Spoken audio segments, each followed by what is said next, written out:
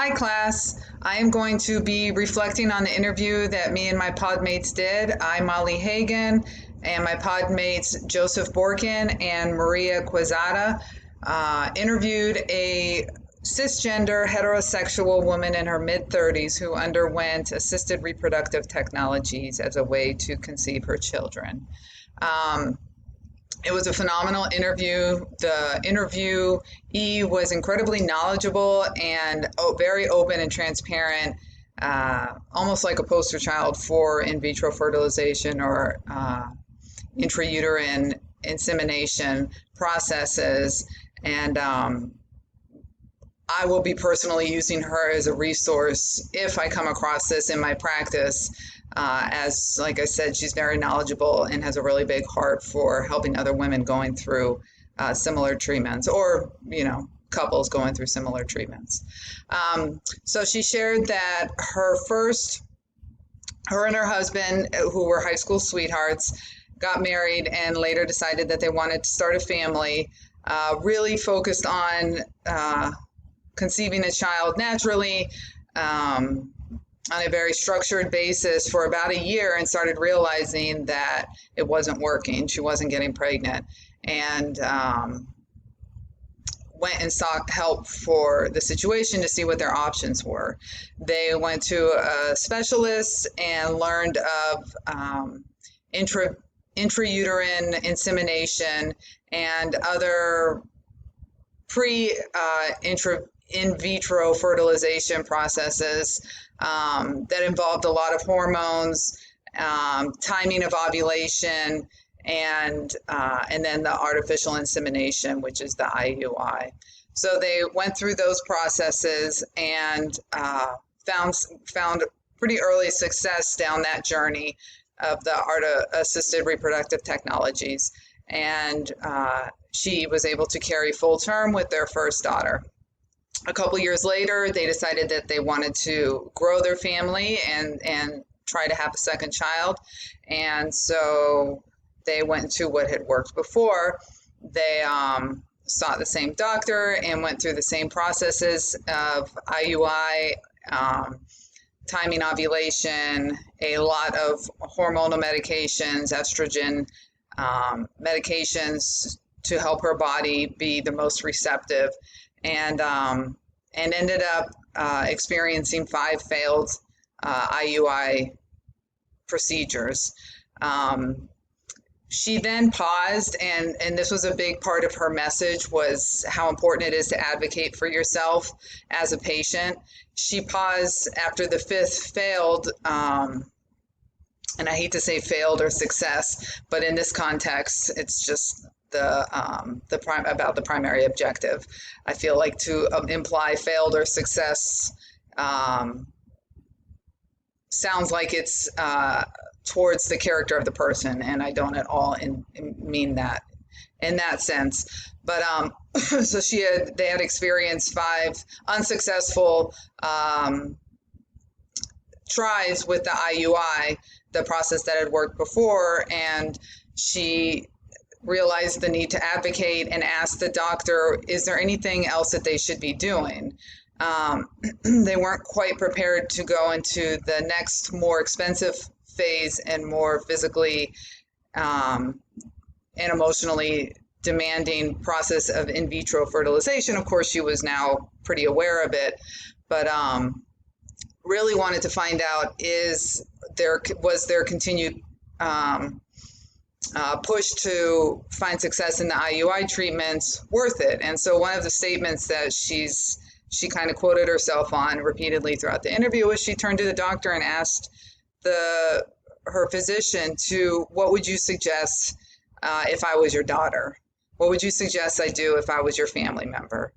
And the physician confided in her and said, listen, I would really suggest that you get these extra tests. I know they cost a lot more, but the tests gave an even clearer perspective on her biological capabilities as to, what are the odds that she's going to find success in the IUI treatments. And fortunately, they went down that route. because she found out that her odds were incredibly low. So then it became their only option was at that point was to proceed with in vitro fertilization, and that's basically when they conceive the embryo outside of the womb. So with the carrier's eggs and or with the woman's eggs and with the donor sperm, in this case it was her husband, they basically created the embryos in a lab. They were presented with a choice. They ended up with 5 or 6 successful embryos, but they do testing now to DNA testing, and they have there's a high cancerous gene that runs in her side of the family, and they're able to test now to see if that DNA strand was passed on to the embryos, and only one of them did not have that strand. So it was a bit of a gamble for them, but they decided to just utilize that one embryo. She later said that they decided to dispose of the other 5 and had mentioned that to a couple of friends who actually related it to, started a kind of like a anti-abortion debate with her. So she learned that there's some sensitivity towards the disposal of fertilized eggs. But anyway, they went down that route, and they found success, and they were able to have their son. A couple of key themes was the lack of counsel or support that she received. They were very grateful for our questions and for pointing that out. There were no social workers involved, and there was no therapists involved, where they both felt like they could have greatly utilized that throughout the process. She said it's incredibly isolating. Her husband really struggled with knowing how to properly communicate or empathize with her during the process, as she was dealing with a lot of hormone injections, and so it made her moods very unpredictable and very stressful. Even more so for her as the one experiencing these on the inside. So she really emphasizes the need for support for persons that are going through these assisted reproductive technologies.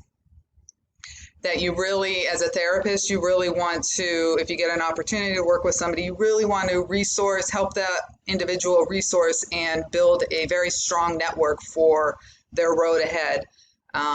If she had the help and support of her family, but really leaned on her sister and her best friend, but neither of them had ever actually gone through any of these types of processes, and so their level of relation was limited. And she says that within the community, there tends to be a greater understanding, and it's really needed and appreciated. She was able to find a support group, a couple like online support groups through Facebook, but she says due to the platform and the indirect contact, it was really more of just like a biological, talking about the physical side of everything, and that the support group would have really been appreciated. She also stated the need for